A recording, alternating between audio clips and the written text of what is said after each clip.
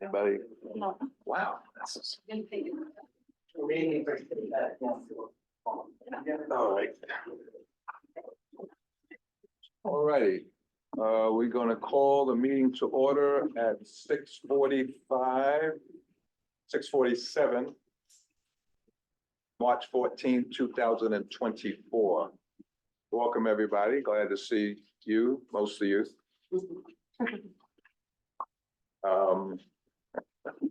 So, can I get an motion to adopt the agenda with any necessary changes? We have. I would support an addition to the agenda, You have an addition. a resolution that was sent on March 13th that didn't get included. Resolution and salute to healthcare workers. Salute to healthcare workers. I'll email it to, should we do it? Send it to Madison and I. Yeah, maybe if I get it. All righty. Resolution, salute to healthcare. In general or a particular group of healthcare workers? It's in general because of our public health forum. So it's related to the public health forum. Okay, Well, I mean, it's in general. General. too. but Yeah. highlight it. Sydney? We also had a reso action item that was on Tuesday, so it was a quick turnaround. It is called reso in support of new Assembly Bill A4781. To repeat, reso in support of new Assembly Bill A4781. What does that mean? It is about broker fees and we can explain it more. It came out of housing general. Do you have the online version of that from my book? I found it.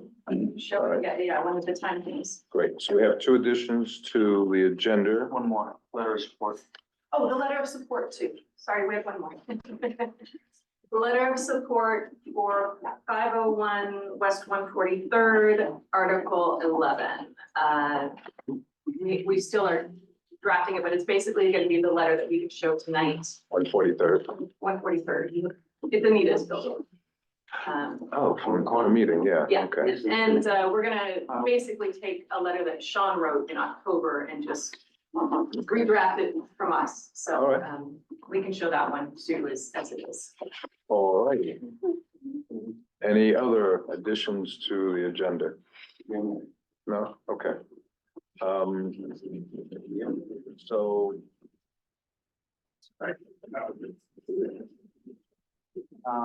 I don't have the version with our edit.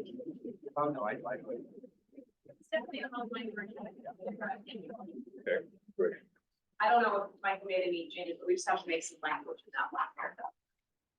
So a motion to adopt with the changes that have been specified.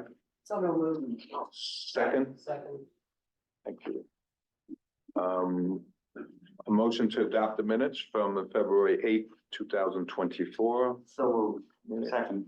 Okay, good. First item on the agenda is board membership attendance. So at the prior meeting, we had invited several people to come to talk about their attendance. We had one person show up, Reverend Morgan Thomas. We took a vote that she remain on the board at that time. We sent out certified letters, return receipts since that to the other candidates, and we received 4 resignations. 5, like one else. She resigned. Yeah, 5 people who were resigning. 2 people did not respond. Reverend Thomas didn't resign though. No. Just on the list. So we're gonna review Patricia Ramos and Carolina Ramirez this evening in terms of staying on the board at this point.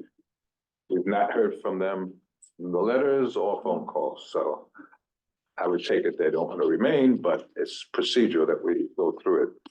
So we turn to Patricia Ramos. since September through January, absent from 5 general board meetings, 2 housing, land use and zoning meetings, 2 health and environment meetings during that period. I said we reached out by mail twice, return mail one of those, and then by phone calls, and no response to any of them. So any comments on Ms. Ramos? Let me just, Chair, Yes. mention that for Patricia Ramos, she did ask to be excused for the October meeting, so I'm not sure which ones are counted. I heard you say 5. I just want to make sure for the record. So 1 meeting out of the 2, she asked to be The excused. October meeting. Okay. So that still leaves it with, Way more than. Yeah, I just want for the record. okay, for the record, yes. Any other comments on that? This member? Yes, we did. No response. No response. And a phone call. Checking my No email, response. even to see if she's emailed me at any point. Right. Yeah, she was just right on it. I'm surprised. The Yeah, last I and heard we- from her was September, but, and that's, yeah, radio silence since then. I heard from her in October. I think she I hope did she the was. October Right, minutes. She hopefully. did the October minutes. And Okay, she was just stellar. So, and we would talk on the phone, but not about absence, but she wasn't absent then, but. right. But I just know she was missing from a lot of general board Yeah, meetings. after that, she. Yeah, so Missing. hopefully she's okay. She said something the about main thing. childcare, so maybe she's just overwhelmed. That happens. That definitely happens. Yes, she can. Okay, any other comments on Ms. Ramos? Oh, good point. We have. Should I just start the voting over? Who's there?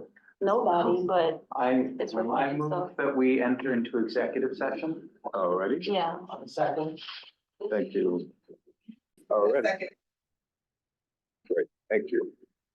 Moving on to the next item on the agenda, it's protocol expenditures for events, forums, resource fairs, etc.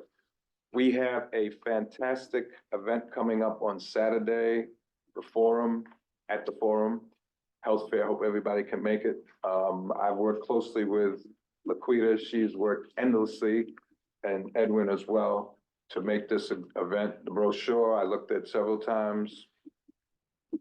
Professional to the T, thank you.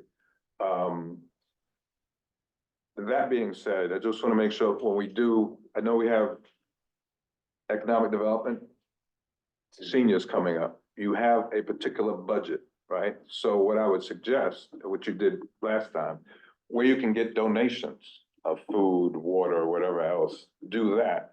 So it doesn't cut into your budget, and then you still have, monies left over to go forward. Have you established a place that you're going to? No, it seems like the forum is not gonna be, so, because the tables will be fun, but we won't have enough chairs. And they're not gonna let us use we don't really need those stairs and all of that stuff either, so. Well, we talked about Manhattan, Right. bottom line, we could do it back here like we did last year. What Because what happened was, it rained that day, remember we used to have tables on the street? Right, And it rained, so we had to move everything inside, that's why everything got kind of like, congested. so We haven't talked to them yet. I spoke to Manhattanville, Uh-huh. they were okay with it, Okay. might have to speak to them again, Madison. I'm sorry, the only thing with that is dealing with food and stuff, because their seniors come. So, I mean, we probably have a larger crowd, and try to feed everybody, You had a pretty large crowd last year, I mean, great crowd. Everybody got fed, there was nobody Right. complaining about anything. So you think it'll be more because you have it there? They have, their seniors come every day for their Right. program. Now, I don't know, do they feed them there, do you know? They have a hot food. Yeah, they have Every lunch day? at Which place? is certain this? days. I think it's at Manhattanville 11. Community Center. It's at 11. Right? Yeah, keep right. What do you With do, 100 like- grand. Well, you could put a, we got some from the Yeah. supermarket, it was a restaurant, Donation. you Donation. yes.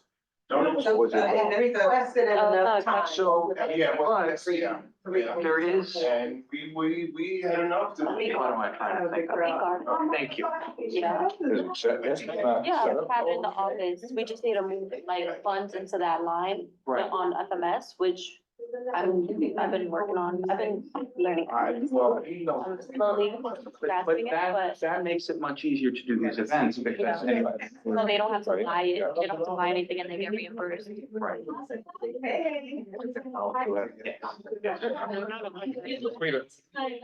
Kind of, even though it was a wonderful compliment, we kind of brushed over the public health forum a bit, not, in a. no, this is not, I just want to add that, we really hope that all of you will come on Saturday. It's a stellar group of clinicians who are speaking. And we have a mammogram band that is, committed and just about fully scheduled. And, the group that's worked and planned, our community partners have been fabulous. I just wanted to add that. yeah, you have that during committee report. Oh, okay, but your report, I wanted to put it right in there. Okay, all right, Thank you, Chair. you're welcome. I have a question now about the budget. So is there a timeline? As far as, So you're talking about You're talking about the discretionary budget request? Yes. What's the, I know Deirdre knows the answer, but I'm here. I heard 321. We must spend the money by June 30th. Okay. So that's the end of the city's fiscal year. These are fiscal year 24 funds. I don't know if we've set a date. This is March 21st, did we say for the discretionary application? Like the email to Victor and Deirdre saying, I would like to spend the money on this. Okay, how long does it take to receive the funds? I want to plan accordingly. I don't want to wait until last minute. I don't have enough time. when is your planned event? I don't know yet. It might be September. Well, it has to be spent by the end of June. You can Right, so spend it in now, advance. that's what I said, I don't know yet. So now like that. So if it's a backpack to school giveaway type thing, we could purchase the materials in June Right, and then have them for September, but obviously for food, that's harder. And how long does it Right. take to get the book? reimbursement, We're not, so that's, Like, say. well, this one, she's talking about her event, oh, they're gonna put the money out, so. Yeah, because Edwin is. Peak all the time. I know. Big- Usually take like a whole week, like 2 weeks. That makes it so. well, we've just received the card. The P card, yeah. It's called a purchase card, a P card. We applied for it when Ms. Zeta put in the application. Wow. Began the process. Wow. Yes. How long ago was that? No, it was about 4 years ago, 2020. Wow. And it just arrived this month or last month.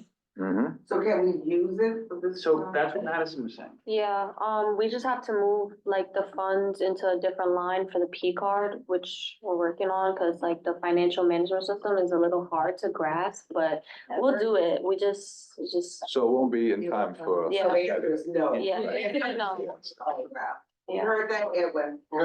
yeah. Move, So I will be Yeah. during the events and. Yeah, I wish it would have, yeah, it Tina, was last minute. Can monies be allocated for like a cocktail party? I have a question. There's no, It's an alcohol. No, Edwin, Tina's asking. Depends. So what kind of event? Oh, this is for the, artists, for the, event to, get artists' works shown in CB9 area. We have a, Flyer? what do you call it, library and a restaurant. Right, But I've been saying that you can get into the CB9 newsletter and there might be a cocktail. It's not alcoholic, just like a little food, bubbly. so it's a get together where you're gonna have refreshments, Right, with pictures that will Correct. be in the so it's CB9. not a cocktail party. That's a cocktail. I'm not, we're saying. Reception. Yes. Yeah. There's a difference. Educational aim of So teaching the think artist. about, so you have to imagine, how will this look on the cover of the New York Post and what snarky title will they use? So. a reception- discretionary funding for the cocktail party. Well, we got hit with that. We got hit with that in 2020. Brooklyn borrowed a car and we got questioned about, I think, our backpack to school giveaway. Because it was using a fiscal conduit, which was Reverend Morgan Thomas's nonprofit. Is this for the visual art exhibit? Right, Okay. but so visual art exhibit, the caveat for these funds, if I remember correctly, is that they must be spent on outreach. Outreach. So that would qualify, if you're doing an event historically, these events have been used to fund the school. Yeah. Yeah. The school artist teaching, the Schools and Teaching Artists Expo was an event that was funded historically. There was an HDFC forums were funded, NYCHA forums, the seniors fair. Like, these are all ways that we reach out to the community and bring them in, the backpack giveaways. So I would, as long as you can say this, we're outreaching to the artist community. So just have to frame it properly. Yes, and then don't do anything that you wouldn't want on the front page of the post. Edwin, you had a question? Edwin, you have a Yes. question there? Yes, in regards to the reimbursement, can we clarify how does it work when you purchase whatever items in your name, and how long does it take for you to receive the reimbursement? And if there's any tax on our part or any fees that we inquire by such? The first year I got it. We have a tax exempt letter that you should use for purchasing. No, well, yes, but CP's had firsthand experience with this. Yeah, I mean, so it's changed over the years though. So now it's not as big of an issue. The first year, it was a little confusing. There was a 1099 involved, and that's no longer the case, of course. But I pay for our MailChimp, I use this money for our MailChimp. And it takes a good month before I see it, I think. So, yeah, I got the check last night, 2 nights ago. And It takes 3 months, you said? well, no, it shouldn't take 1 month, 3 she months. said. I think it takes about a month. 1 About a month, month. and it's a 1099, so it'll count as an income? Hold on 1 second. What's the question? So is it 1099, so it count as an income for the person who's getting the reimbursement? I confused you, Edwin. No longer do you need to do 1099. That was a past experience I had. Now it's not like that. Just submit the invoice to Youtha and she'll put it through. If it's over a certain amount though, I think there's a little bit of a different process, but So it sounds like about a month, Edwin? yeah, I would give it about a month, Edwin, but make sure you get the invoices into Youtha.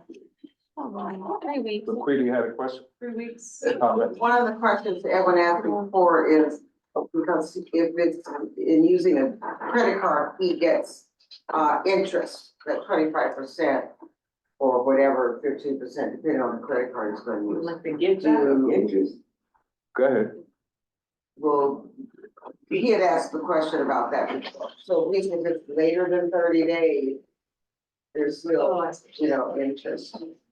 How does the fee, how does, and well, that was your question, it's a good question, but then if it's 3 months, hopefully it won't be 3 months, and that's even more. No, it won't be 3 months. I can answer that better when I speak directly to you, so he's not here today. Mhm. So I'll follow up on that with you, Edwin. If you don't mind. I don't have that answer. Did I lose him? He did. Oh, He did. okay. Yeah, I got you. I see you now. All righty. Any other questions? Yeah, I just wonder what is the amount of the expenditure? Is it, I've heard 1,500, that's $1,000 per committee. Per committee. Not event. Oh, okay. Great. All right, we're good? Well, we've submitted for 2 different forums, so is that 1,000 or is that 2,000? That's 1,000 per committee. Yeah, that sounds very different than last week. Sometimes other committees can use their money. There was some. Yeah, there was a discussion about that. Okay, It's on an so- individual basis. We'll have to see what, but we have so far, 1, 2, 3, 4. I think we gave some to Well, you don't let, but the 400, I was gonna mention that. Thank you so much. YEL, wanted to donate 400 to this, but we're right now at 900 or less. So, we may not. Okay. Depending on what happens with the second one, it'll be divided, fine. And then Bob, she can call. So let's figure it out. All right, sounds good. All righty, moving on to reports, unless there's any other questions on that last item. Chairs, Possible that we all could, every group, every committee, we could all do a forum for all the committees. We have a folks in our MCB9 learn about everything that we all are. yeah, It's a meeting, but it's just, No, I'm not too short of a time, too short of a time. Right, And so we don't get a full sense of what the duty. what and the committee is being doing. able to entice people to come Mhm. is food. And good Which place. is money. Which, if, you know, if we're not using the money, we might be, if for those groups that are not, for those subcommittees that are not using the money, might be able to use it in that direction. that's a thought. That's a thought, yeah. Send me something Open house. on that. Yeah, And Deidre? You and Deidre? yeah, and you, And- it's definitely a thought. Before we do committee reports, could I request that Madison give us a little district manager update on what happened today, so we can all applaud? Oh, Okay. Yes, you can. Oh, okay, so today I received a phone call from the Director of City Planning, thanking us for our City of Yes resolution. He was, Mhm. how do I say, impressed with the amount of like work that was put into it and how detailed it was, and they took into consideration a lot of the like amendments we had to their, their City of Yes resolution. And yeah, so I just wanted to thank us, and he was like, it was very well written, and yeah, that's about it. You guys did an amazing job. Thank you.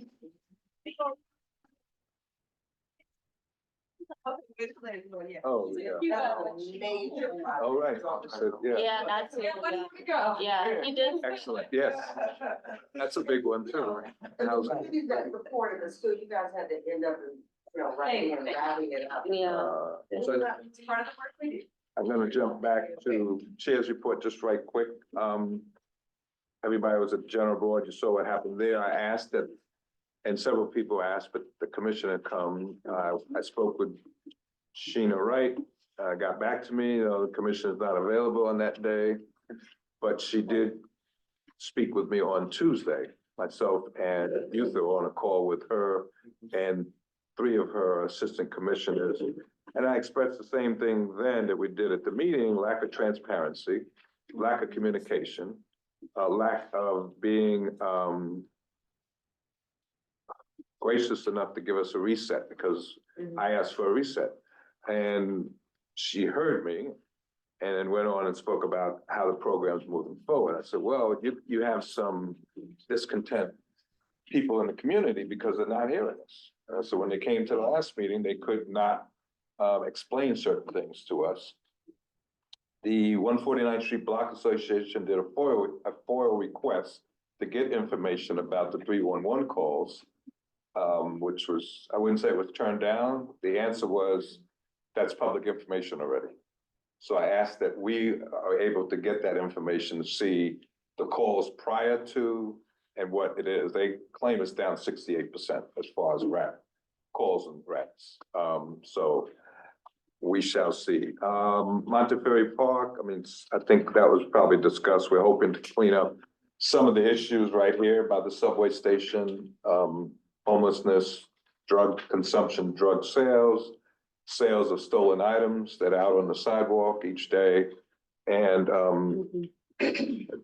as well as mental health issues. So we had representatives from most city agencies at the meeting, run by, it was Sean Abreu's meeting and Michael Palmer as well. And they stated they would take a look at it. There's another meeting on the 27th of this month for the follow-up.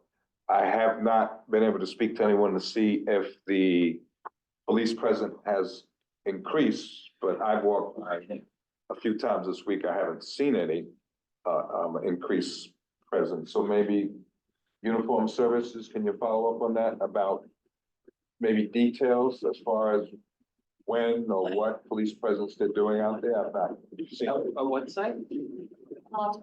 Monterey Park, so, and across the street where they've gone to. Yeah, I will, because I know I spoke to Captain Rose and said that he was gonna put the piece out there, so I'll give him a call tomorrow. Okay, great.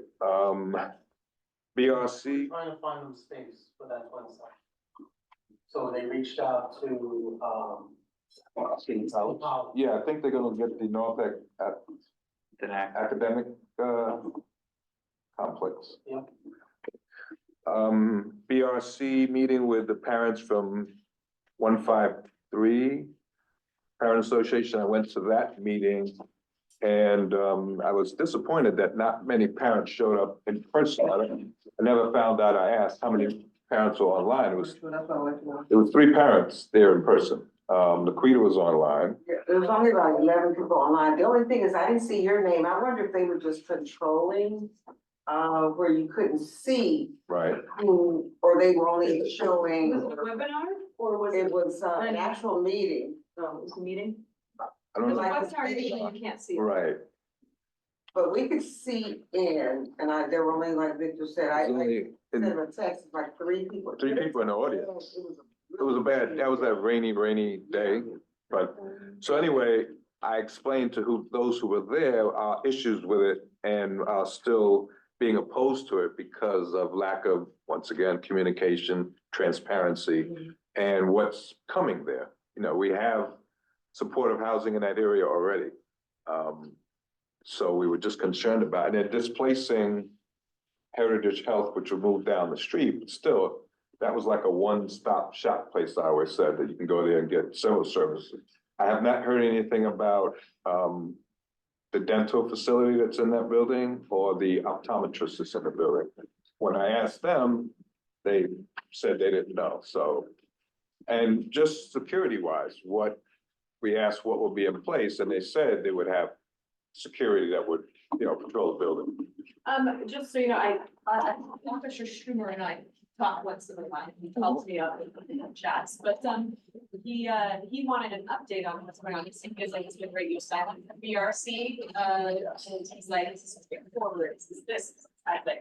It's radio silent, either somehow it got stalled, that would be a bad thing, or they don't want to make a fuss because they don't want us yelling and screaming again, they feel like, so. Yeah. The city has Heritage Healthcare in court currently to evict them. I told him, I think there's an eviction notice out for Heritage Health. How do you Yeah. think? And so he wanted to know, what was going on, and he's been fielding questions from the community as well about what's happening, and the NYPD is definitely watching, so. So I'll be in touch. They just appointed a new VP for External Affairs for BRC. Oh, really? And I met him that evening and he said he'd be in touch. Oh, okay. He needs to talk to Schumer.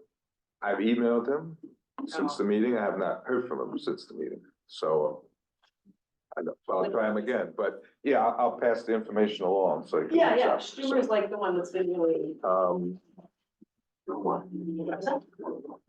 Everything else is, I guess, self-explanatory unless. Our budget commentary letter, you'll see my comments there. Barry, thank you so much for your comments on that. And, other committees who, chimed in as well. I thought it was well done. The budget, comments on the budget coming up in 2025. Yes, thank you. Well, thank you to all of the committees who sent in their blurbs or their items. Seniors were the first, I think. And I know youth education and libraries, parks and landmarks, housing, yep. So, did you? Yes, he did. And I asked the question, I said that, well, what happened to us? Because we said I was in DP. And you said you got ours, now I don't know if you included it, I didn't, you said you got it, you hope that they're not Anywhere not mentioned at all. We treat you like a stepchild. Never, just an oversight, but not stuff. Alrighty, let me move to the left. Sweet. I'm looking at now. The daggers are coming through me. My dagger. I mean, I can follow up offline, but I have an email from February 15th saying that you'll submit it tomorrow, but then I don't have anything on the 16th. You did? Okay. I don't have it. Mary still hasn't answered. You saw health and environment too, right? Maybe not. Yes, Oh, okay. you're in the letter. Oh, Mary. Did you put the J in my name on my email? No, that's a real The question. thing is that I ain't just sent it to you, I sent to other people as well, Okay, so. It was missed. my apologies. Apologies if it was missed by us. I don't have it. Right, next time, just send somebody a text to like, checking what's. Next time I'll send you the whole commission. Can you forward it to me? Yes, I do. I went to the doctor. I know Barry Weinberg, the doctor. Well, he gets all of my emails when people don't put the J. I saw that. There's a doctor on the east side, Barry Weinberg. That's hilarious. Who gets emails mistakenly meant for me if you don't put the J in my email? No, but there are some great threads within people who wanted to yell at me. So that's my report. We'll move on to treasury reports unless there's any other questions. Hearing none, we'll move forward. Treasurer will be given by Carol. We have to go tonight to get it before. But it says now, these people are going to change.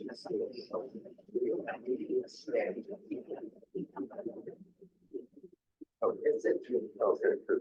We're in the same. All right. We're, Question for Matt. Yeah, Matt, you know, one of my, the glasses, you left it off. which one, the corporate change? You have them. Sugar cafe, sugar hill cafe. I didn't make the agenda, but you can amend it. Is it Sugar Hill Cafe or Sugar Cafe? Because that looks like a drug. No. No, the one that's downstairs, on 145 Yeah. I didn't know they had liquor there. No, but there's a place called Sugar, they do have liquor there, I've had it, but there's a place called Sugar on Amsterdam and 145th. The ground floor. Well, yeah, it's a little bit called Sugar Cafe, that's what we put it in as Sugar Cafe. We need the ad. so it's a renewal or what is it? It's a renewal. Okay. All right, we'll be there shortly. The class change which you left off. All right. All right, moving on, district manager's report, Ms. Prince is out today, family business. Her report's in here, correct? Mhm. Report's in the package.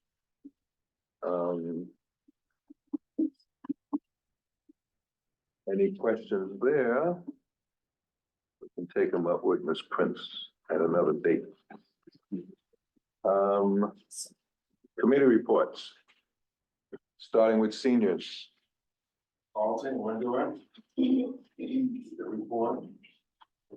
Where? I was looking, I didn't see it. It's in there. Since. Give us They're called. a brief version of it. We can all read the minutes, but just if you like. Oh, we had, Tony Gonzalez, when she gave us in-depth information about people who are suffering from dementia or Alzheimer's and things that nature. It was, very moving, I must say, and he gave us some great information. Great questions was asked about, any connections between, EKG showing up with people who have, Alzheimer's or dementia. And, he couldn't specify on it because he's not in that field, so maybe we can, contact, our sidelines, roundtable again. Oh, And, all and they can have some information on that. And we had the, intergenerational with Messiah Ramkis, Kazoo. And, he came and he gave, in-depth detail how he would like to bridge his youth, which is mainly, parts of Grant and Hatfield and other areas in the district. And we all will come together and start doing intergenerational, projects together, walking tours. We discussed, have a nice food outing find a nice park, riverbank, and we can just bring something, you know, and everybody sit down and we, kumbaya. That's the word. Yeah, it's a good word. Oh, John, McGregor, he's going to get back, still get in touch with me, on how to, do the event, to, help bring, possibly can have grants and donate to open up a bookshop here in, whatnot. So he hasn't got back. So who is that? John McGregor, I think, yeah, saw him yesterday. Yes. Right, so I did meet him, yeah, John McGray, So he was over in the bookshop. we hoping, that'd be great too. Yeah. You know, kids to have a place that they can lounge at and maybe have some coffee up in there, All right, some donuts. Have a nice little place where everybody can read, study, sit back, you know, do some book shows and stuff. sounds like, a- Read to the kids. yeah. Yeah. Thank you. All right. Arts and culture. The visual artist exhibition project, there's some flyers over there. We have 2 spaces to exhibit the artworks, however, we only have 3 submissions. So if anyone can, there's flyers over there, please send the word out. I stopped over at Grant Houses today and I spoke with their, director. And he indicated that he will help the seniors, because they have an art workshop here. He will help the seniors fill out the form because it's a QR code. And, so, you know, hopefully we'll get more submissions. And please, if you know anyone, spread the word, distribute them to anyone you know. Let's see, Is there a date set for that, or? the date was the 15th. I changed the date for submissions until April 5th. Oh, So I'm adding 3 more weeks. It was supposed to be tomorrow, but you know, because of the lack of submission, I'm extending it. Okay. And we also are going to be meeting with Barnard College next week. We're already having a place to display the art. But I need more art to display. There's a need for more art to display. This is the time of the year where a lot of folks that receive grants need to give presentations, and there were a slew. Michael Palmer gave an update on the West Harlem Arts Alliance. They're also having workshops. The Harlem Arts Alliance is having a forum on Saturday at 4 o'clock. It was really great. There were like 16 presentations last month. So if you can try to make it, it's over at Riverbank State Park. Which is right after your. Right after. Yeah. And which organization again? Harlem Arts Alliance. Harlem Arts Alliance. All of us, okay. Northern Manhattan Arts Alliance is having a poster contest. Savon Bailey McLean, Executive Director and Chief Curator of West Harlem Art Fund, gave a update on what she's working on. TAG, which is Teens Against Gun Violence, gave a presentation.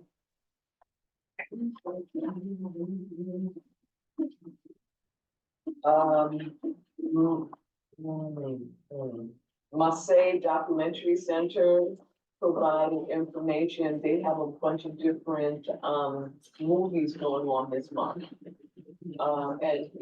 And if you want more information, I can give you their website address. Broadway Mall Association indicated that they're looking for somebody named Sean Stoney, which will have several art installations in the middle of the block. Right, in the malls. In the mall, in the middle of the block, between 66th Street and ending at Columbia. It's the same artist with different works of his. Let's see. Harlem Late Night Jazz, is having an upcoming event. And all of their upcoming events are on the website. And, Harlem One Stop, wants to promote a request letter to support, A 2563A. This bill develops guidelines for criteria for designation of art and culture districts in New York, opening opportunities for funding from state resources for grants and marketing. Justice. What? Justice. Okay. Yeah. The youth justice guy, the same guy who presented at seniors for that also. Great. Thank you. The Hands Against Gun Violence, Okay. Mhm. tag. This is very good, the health and environment, they can be in touch with them, that is, also health. I'll email you their contact. Thank you. Have they considered? No, Oh, not yet. okay. Change that. Just one comment, a follow-up. I've been speaking with Ziad at West Holland Development Corp. to try to regulate the number of presenters that come to the meetings, because they can't all wait till the last month and then show up, because we're not gonna do it that way. He had requested for youth and arts to do a separate meeting just for that, and I pushed back against that, because that's another meeting. They have 5 months to come and present, so it's up to them to, get to the committees and not wait till the last month, and now we all need to come. What if we have what if we had like a limit of 2 per month or something? No. And then they could sign up for a slot. Sign up early and. We can't do a limit of 2 per month. We've been doing 8 per month for the last, since We have that September. many. We've been doing about 7 or 8 per month. That's fine. I would like to just add to that. So Deirdre also had that conversation with Zia. I would just like to add that I think it is obtuse that you would ask us to change the way that we do things instead of asking your grantees to just email us earlier. Yeah. And that's all. Yeah. Madison? Oh, I'm not in charge of IEL, that's Hakil, you know, Hakil, he was I'm not meeting you on Tuesday, but it's really working. We try to do 8:30. What happens is though, we've been doing really good with the opportunity for discussion and collaboration because that is the goal for me, at least for the meetings. But it limits a little bit. Some people want to show us like their highlight reel and it's 7 or 8 minutes, which is great. But if you've got 7 or 8 minutes, it's on yeah. So anyway, 3 minutes, they get. so I started doing, just 5 minutes, I set the timer. That was good last time, yeah. It's robust and it's great, but Good meetings. Housing? Housing, yeah, so robust meeting. Thank you, Victor, for being there. It was a good meeting. It was one of those meetings that I haven't had in a while where I felt really good at the end, like we helped people. You did? Okay. So, just a couple of things. Miriam was there, but she's working with Goddard Riverside Law Project, and we connected her with some of the folks that were there that night. If you have any questions for her, you know, but she's working. No. We had 2 important new business discussions. One was about Anita's building, 501 West 143rd, which we'll talk about later. We'll talk about that. And then the big one was Tuesday at this place that had a fire. So a lot of tenants showed up. Kudos to Ms. Caldwell for bringing them all to the meeting. She organized a lot of them to come, and they have been out now for 2 weeks, right? They've been vacated.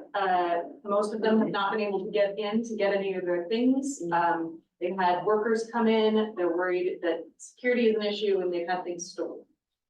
There's a lot going on right now. What we were able to do is say, get organized. They had a WhatsApp started, a young woman who started that. So we told them, you're scattered right now, make sure you're organized. And then get legal representation as needed. And so one guy went to Palante today to get his rent situation, this is at market and he shouldn't be. Most importantly, we got them to work together, right? Make sure they're working together. There was a lot of heart-wrenching stories that we heard. Oh, yeah. And we're all cat lovers, and there was a very sad story about cats. So, and there was also a good story. Schumer in the scene saved the cat as well. She was about ready to fight them, and then when they saved the cat, they were ready to hug them. So, you know, this is what happens right after a fire, right? There's chaos. Right. Yeah. I will just add, that building has everything that you can imagine in a bad building. Yeah. You've got people illegally deregulated, likely. You've got illegal, like subdivision, you've got batteries being charged, fire exits being blocked. It was all, there were 10 people in that apartment Yeah. with e-bikes. And my understanding is they sleep on cycles and then, you know, Sleep. they go out and do their bike deliveries and then sleep on They cycles. haven't, So there were 10 in that apartment. They're gonna have to On the second address that. floor. Yeah, no, that needs to be addressed. And then, so thank you, Victor, for making some calls today. Elsie and I were emailing today. They now are, Elsie has Jovan, who is the daughter who started the WhatsApp. You told me she has Yeah, I spoke to contacted Jovan. folks and they're working on a meeting. And yeah, we're just putting together an evening meeting so we can get everybody there.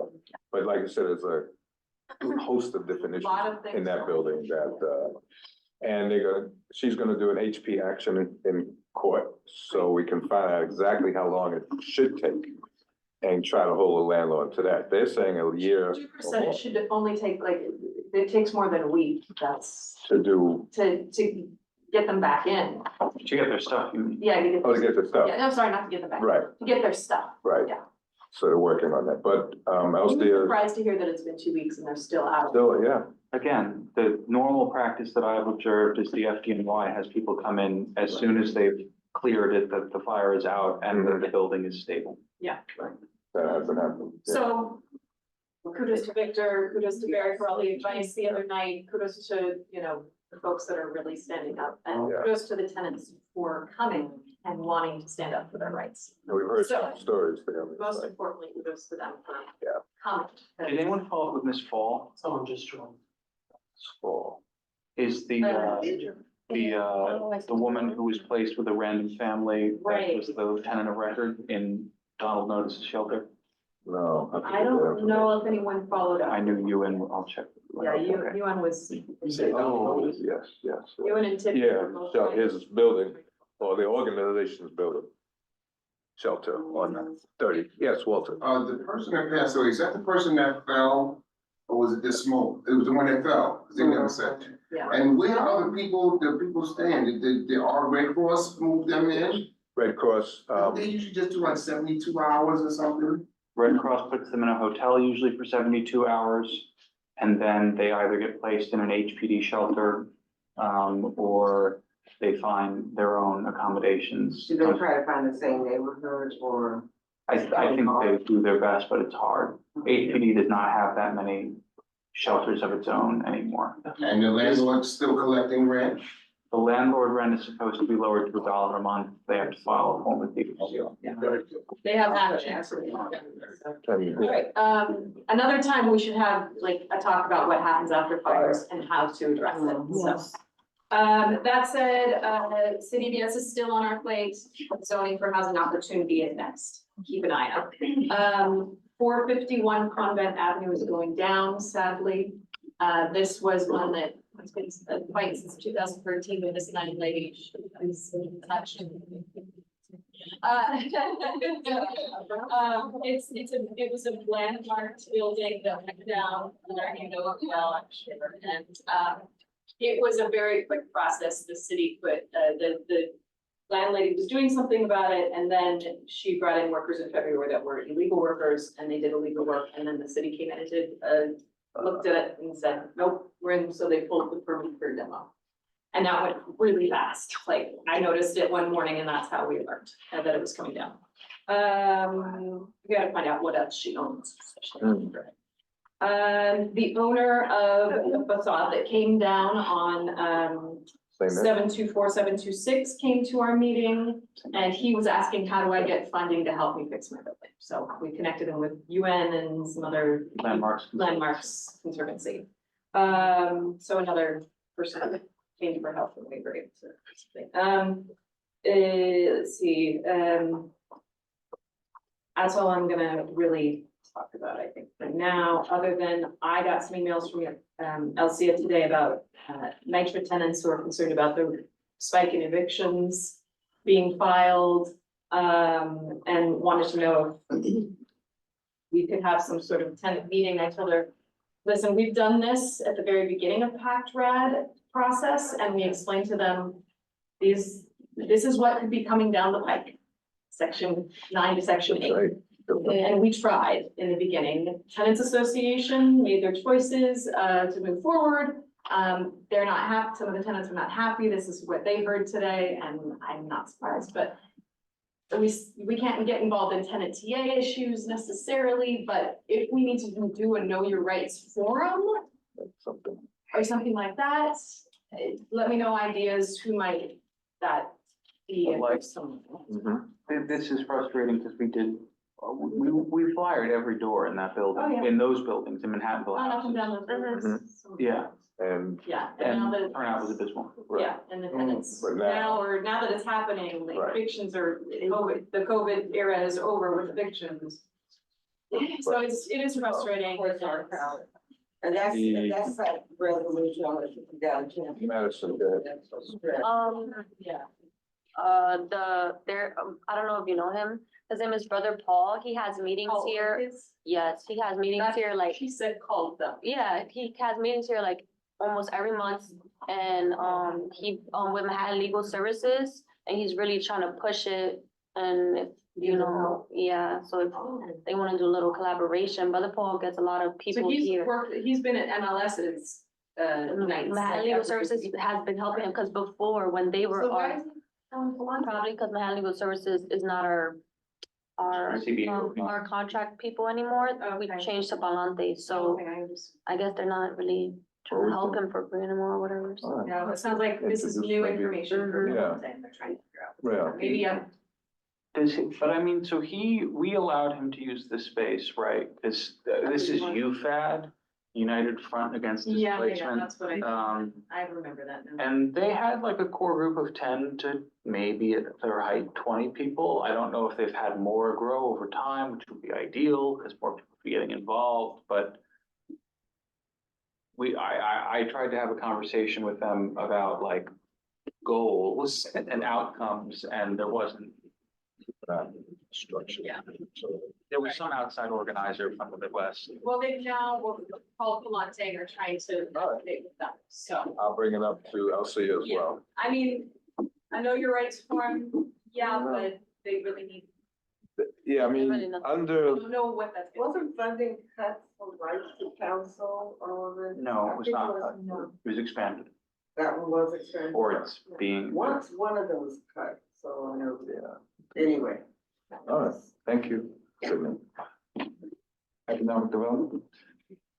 Good evening, everyone. Good evening. We had our meeting last week, Tuesday. John McGregor also attended our meeting. He's really at a rudimentary level with regards to this library, bookstore that he wants to, put up. So he's just going around the community. He needs assistance with finances. He needs space, so many things, ideas. So, we tried the best that we could with them, giving him, ideas and so. We also, yes, we, discussed at length our business conference. There were people who were on Zoom who joined us and they were giving some advice as well. But we pretty much have a really good schedule of activities that we want to do. When? It's going to take place April 27th, God willing. We're working hard to make sure that it does. We are going to invite some people in the community as well as government officials to make some presentations. We're looking at forum. We tried Manhattanville, Okay, but it's not going to be conducive. They said that many of the elevators are not working there, and the space is small. what Yes, space were you looking at? I know, Were you looking at the gymnasium? Where were you looking? At Uh, Manhattanville Community Center. Ms. Dunn had looked at, the community room or something like that, the various rooms. Classrooms. Madison knows about the place, and she was herself. I had a conversation with the director. Right. Yeah, she emailed, Ms. Dunn, but she was on, like, she's out, so she CC'd me on it, and she said that the conference rooms are for kids, so she doesn't, she doesn't think you guys should have the small business conference in Mahaville, because of those classrooms are like, you know, they have Small- chairs and stuff. small for kids. chairs. Yeah, so, So one of Wouldn't our be members. comfortable. Yeah, you know. yeah, you know. if you guys were gonna do it in the gymnasium, that would probably be okay, but you guys wanna do like separate rooms so Right, that. breakout rooms. Yeah, Oh, breakout yeah. rooms, so Right. that wouldn't be ideal. Yes, so one of our members, one of our committee members actually went there herself, and she also, came out with a report that it would not be, conducive state deals to. So we're looking at the forum, because we will have some breakout rooms, I mean, we want to have some breakout sessions. So we need rooms that will allow us to have the general, presentation. And then the breakout rooms. So hoping to get help with that forum. The date is not written on stone, it's April 27th, but it's not written on stone, we're still Okay. trying to put things together. That was why we requested for assistance with the, volunteer. You know, everyone is working, everyone is busy, you know, so if we can have the volunteer, that. Oh, okay, Yeah. student, Students. yes. Yes, Okay. she can help out with different things, so basically marshaled out what we wanted to do. But it requires making phone calls to confirm the participation of those people that we, want to take part, in various capacity in the conference. All right, sounds good. I'm meeting with the provost at City College next week. So I'll bring it up as well to see if there's a space that would be suitable there with breakout rooms. So they want to engage with the board and the community. They reached out, so I said, you know, great, let's do it. So Perfect, this might be an opportunity for them and us. So we'll see. thank you. Tina, Can they provide space for art? that will be one of my top questions. Yes. I mentioned it, so we'll talk about that. Thank you. Did you see my email regarding Steve Simon, I did, yes, April meeting? April meeting, He'll be there. Yeah. We'll invite him, all right? So, great. thank you. Youth educational libraries, So I won't review, we had, as I mentioned, like 8 or 9 people. okay, But I will make a couple of quick announcements. We did ask for volunteers for Saturday's community health forum. And I'll just echo that again, that we need volunteers for Saturday's community health forum. Heath, absolutely. Heath is having a community resource fair and family day next Saturday, March 23rd. I think we've already, Madison, do you think we've already sent that out? If not, I'll send it to you tonight. Okay, so, Who's having it? which organization? Harlem Educational and Activities Fund. They are a frequent member coming to our meetings, but, maybe I know they may not be well known, but they're great. They do a lot of great work. Okay. I will just say a couple of highlights. Harlem Business Alliance, who helps with entrepreneurial, I don't know, sponsorship, which that fellow with the bookshop made once of this done. They are doing youth kind of a program called Young Bosses of Harlem. So young people ages 16 and 24 will learn to create a business plan, record a podcast, do Shark Tank style pitching and more. So more, yes, sounds good, sounds good. I'll report that as well. Oh, and something really great, Riverside Hawks. I don't know if we know this, but last year they had 100% of their high school seniors graduate. Seniors were accepted to college. I know. Yeah, so that's really good news. Oh, I love them. And Yeah. Alicia Barksdale helps with them as well, so it's great. It's a great community organization. Great. The last thing I will touch on, Columbia Community Impact came, but that's all, we know what they do. We're happy and proud of their work and happy to see them. Broadway Presbyterian Nursery School is using their grant to provide financial aid to more families. They want to have inclusivity and diversity, which I support and we are very proud of. And, a group I've never heard of before called Education Through Music. So because music has been cut from public schools in general, there are still some teachers, however, who have master's degrees in music and vocals and would like to teach in a formal way.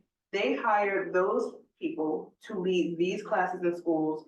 And one great thing is that with the budget cuts, they were at PS 192 and the principal said, well, we can't bring you back this year because of our budget. The grant allowed them to go back. So, and they pursued, and which was, I really appreciate it because, yeah. They pursued, and they were like, we have money that can come back, and yeah, so that's it. That's the way it should be. Yeah. We're filling the gaps. Hi, halfway here and I have time. Good evening. How are you? Wonderful co-chair. Hi, co-chair. Thank you. I just have one quick announcement. Good evening, everyone. Thank you. Just wanted to say thank you to all those who participated with us last week to the film Origins and wanted to know that WHDC was a success. We had about 190 people attend with 90% being students from various schools in the community. So we have another, we were able to get another date to try to include some after school programs. So, and it's open to all. The Thursday, the 21st at 3:30 p.m. So that's Thursday, the 21st at 3:30 p.m. We'll send some information out to see the film Origins. Okay, thank you. And thank you, Shanika. Blessings. And I would just like to really acknowledge your work on that, Deirdre, because I did not assist you with that. You took care of reaching out to all those principals and all those school groups, and I really could not have done that without you. So I want to tell you, thank you very much. And I'm saying thank you to the CB9, to Chair Victor, Pat, William Hamer and the coalition. So thank you to everyone. So team. Thank you. Gotta remember, and gotta remember, Thank take you. it. Yes. Landmarks and parks? We'll put this together. We had a very full meeting agenda as we normally do. I just want to, there've been a couple of, let's see. There was one individual that I was hoping for quite some time to attend one of our meetings, and that is Kelly Tominski. She's the district supervisor for the National Park Service. Oh, wow. We have representatives from the federal, state, and local parks in our community. Congratulations. Very excited that we came in to our last meeting. More involved.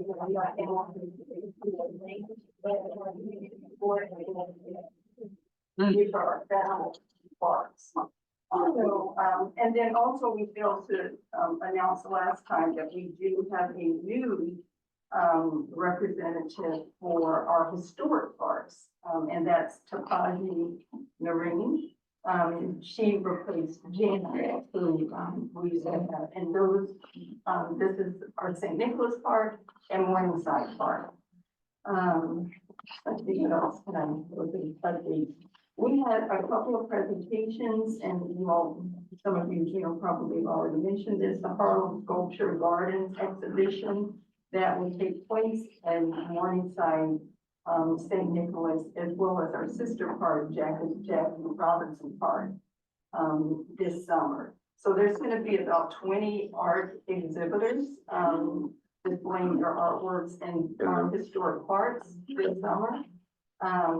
So it was a really nice presentation from Elizabeth Masala, the Senior Public Arts Coordinator for New York City Parks, as well as Savannah. And then we also had a presentation from Broadway Mall Association, the Greenway Initiative that people spoke of previously. But I also just want to note or bring to your attention that in terms of our community board, that a part of the funding will go towards plant restoration process for the mall between 120th and 121st Street on Broadway. And that should occur by spring of 2025. Okay. In terms of that restoration initiative for Broadway malls. What else am I missing? We're emphasizing community gardening, this year with our community board. So we've had an interesting meeting discussion, and Annette, you may want to chime in with the, with Green Thumb, which is a division within New York City Parks, and one of our community gardens, Edgecombe, Garden. The other day here at the community board, and we were just trying to foster, increased, participation and events in all of our community gardens, the community board. Yeah. Excellent. No, I think you covered them. There are two gardens on Edgecombe, Sugar Hill, and Edgecombe Gardens. There were some issues. Right. So what we're attempting to do is just make sure everyone in the community, or those that want to access screen space, have access to that. There are existing people there that were running it. And so we are encouraging dialogue, we're encouraging them to do the resources that they need to bring that together and hopefully in this process, they'll make the stakeholders. So the good thing is now being done as part of the process. And it has done a very good job of contacting various agencies. And at our parks committee, they show up every committee. So that's a plus. And then, of course, we have to announce the wonderful job that Barry did this past Saturday at our, at the, Yeah. preservation conference at City College. Yes. And that conference was entitled "The Good, the Bad, and the Ugly: The Impact of Government Policies on Neighborhoods." I was If you wanna, you could ugly. or the bad. Bad. But it was very well attended at City College. We had one last year too as well. So, you know, kudos to Barry and the participation. Barry, was it recorded? I believe so. It was live streamed, so there should be a recording. Can you have them get that link to the community board? So you went- So those of You us had that didn't sponsored attend, can you see? Good idea. That would be amazing. Good idea. I have a question about the art that's going to be displayed in the park. Is it statues or sculptures? Sculptures. Yeah, it's, and they sent out, what is it? Yeah, it's Harlem Sculpture Garden is what they're calling it.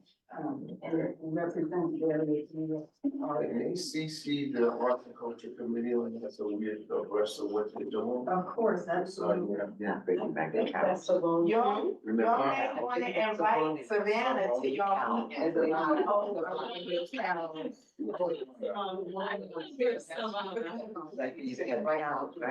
Oh, okay. That's fun though. Yeah, so we are abreast of. All righty. Last but not least, and first. Okay, Else, I think, right? Yeah. thanks to, everyone who has, helped out with the public health forum. As a reminder, it is this Saturday, starting at 11, ending at 4. And thank you so much for all your support, Shanika and Deirdre. They helped, put together the youth workshop, bringing in a couple of the big names I've read and forward inclusion. And thanks to Tina, who's gonna volunteer on Saturday, and Carlton, who I hope is helping push some attendance out of grant housing, especially that first. I got tomorrow, be my last push. Okay, and then especially out that EKG. If we sent it out, but most people are not showing up at Jack London, so so Can I I, have to. can I, can I add to this? And Edwin, I mean, for someone on leave of absence, he has been incredible. What we, right, what we. Okay, chime in, Edwin, I know I have some other. So I would like to add that please let the community know, just to put it in perspective to you all, around 245,000 people in the US die from medical error. That is, you know, a very large number when you look at car accident and everything. So this is a forum not only to educate the community, but to empower them.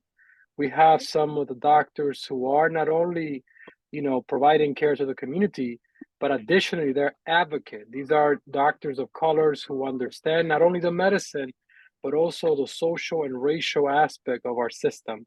So please invite people to the forum because we want to empower our community so they can advocate for themselves every time they're seeking care. We remember during COVID, the story about the pulse oximetry. That is the little monitor that you put on your finger. That oximetry, it was found that with folks who are more melanated, it didn't work as well. So these are some of the things that happen in our healthcare system that we need to be aware as people of color. So please invite everyone. And I like to echo what Laquita said. Thanks to everybody who has helped us spread the word. Let's empower our community because they really need this, especially when it comes to Black maternal health. We have an expert coming to speak about that, and this is something very important. And hopefully we'll have the brochure, which we could email out tomorrow, to save money. Our brochure will be visible using a QR code. And so, and we were fortunate enough to get through Michael Palma, a woman, Chincha Minigelo, who has done this. She is just totally professional, totally. Let's see what else. Darn it. And also, we know we have a responsibility, in addition to what Edward said, to really protect our institutions, to raise questions about them, disagree with them, but we need to protect our institutions too. They're doing a great job and more solidly establish the partnership we have. And we have about 25 of community partners who are participating in this. These are agencies that either have offices within CB9 or certainly provide a lot of support to CB9. So that's to be commended. Also, we are giving them recognition as well as reminding our community that they are here. What I need to ask about, and maybe Barry's the person, YouTube. I'm not sure, we're hoping we have a good turnout, but you never know about these events, regardless of the amount of time we put into it. But we would like to be able to show the presentation. It can always be packaged, you know, to get rid of some gaps and time lapses. But afterwards, we could find out about how we could get YouTube there. And actually, there's the AV people at the forum who said they'd be, you know, willing to assist with AV. So anyway. Are you gonna be Zooming? Is there gonna be a Zoom? I hadn't thought about that, but that's why I'm bringing all of this stuff. I don't know who would run it. We were trying to get volunteers. I think Tina's pretty expert in that area, but I know we're gonna time with. It becomes much easier to do a lot because so Madison and Akil upload all of our meeting recordings from Zoom to YouTube. I don't know if anyone's seen our YouTube channel. We have a YouTube channel, Yes. the community board. That's why we need to work it out. That's basically what. Well, you got a day and a half. So it has to be recorded. So that means you Yeah. have to have someone recording so that it can be edited and uploaded. Right. So that's something that we have to think about. So yeah, we got. It would be nice. It will be nice if it's recorded because you have top of the line presenters. I look at this conference and you will pay to go anywhere else to see this. It's been challenging to get folks, you know, we need more hands on deck, but to be fair, this is our first year, and we hope that this become a yearly event for the community board. But if we can have somebody help us out within the next, 48 hours that this is going to be done, it will be fantastic if this can live on YouTube for the community to tap in whenever they want. Oh, no, I just thought about it. Michael Palmer, Michael might be able to help us with that. Yeah. Michael may be the best. So last resort, Just just zoom it and then put it on YouTube as is. Yeah. Joyce, you had a question? Yes, it's not very related to, the presentation, but because it's not. Okay. I just wanted to bring it up. I'm concerned about the quality of projects that comes into our community. I have my house at this moment, an onion that I've had since July. And it's still there. Yes. Boy, and the question is why? And, the other day I bought, bill pepper, the red one, right? And I'm cooking it, it's not getting soft. So, I'm like, okay, what is going on? I haven't been. And people are eating this, and, I can imagine the, health problems that will come later on. So I'm concerned about, really, all jokes aside, Yeah. I make a lot of jokes, but, I'm concerned about the quality of produce that come into our community. All right, that's We will the have discussion. two groups there. Brothers and Sister Soul has a table, and their big thing is food and nutrition. Also, CUNY, School of Public Health has something related to food and nutrition there as well. They're working with So- Brother and Sister Soul. Yes, yeah. So, come and check it out. It's Saturday, and it's been, well, at least I sent the flyers, and hopefully, you just really participate. I believe I touched on, the key Everything. things, there's so much that, could be stated, but. All right, for the sake of time, we need to move forward. It's now 8:00. I don't want to hold people here too long. On to, I think, Uniform service. uniform services. Last Thursday was our meeting, we had a very eventful meeting, not that many people were there. Anyway, PSA 6 came and gave a short report about the housing problems that they're having in NYCHA. There've been several arrests in NYCHA, 159 Eighth Avenue, right over here. I had a couple of arrests over there. Yeah, we've been speaking to people, they had one rape, one murder. I think it was 159 Eighth Avenue. Crime over the grand, red line. One day, money taken rather from the first day, they were arrested, made 2 arrests, no associate. That was a tourist, 30 troops in between. Numbers were all the page, no. 26 did not come, but I got their report, she sent it to me, the same as the 30, because their numbers usually run the same. Okay. DOT came, didn't have any much to say. I brought up some issues with them about that. So milling season is now coming again to let the office know with there are any areas. I got a couple of areas. Anybody has areas that you can be milling in the street, please let you know, or Madison. Milling is, Doing the street. Repaving. yes, Repaving, no, I know, basically. but in case of me. Right, no, you're right. Street, right, so if you have any areas, let me know. Then that, the action item came up, okay. Now the action item, we were 3 different licenses from the 2-6 precinct, which also can data approved rather quickly, okay. And I had 7 for the 30th precinct. All of them were approved with no problems. All There right, were 2 in the 3-0 for class changes.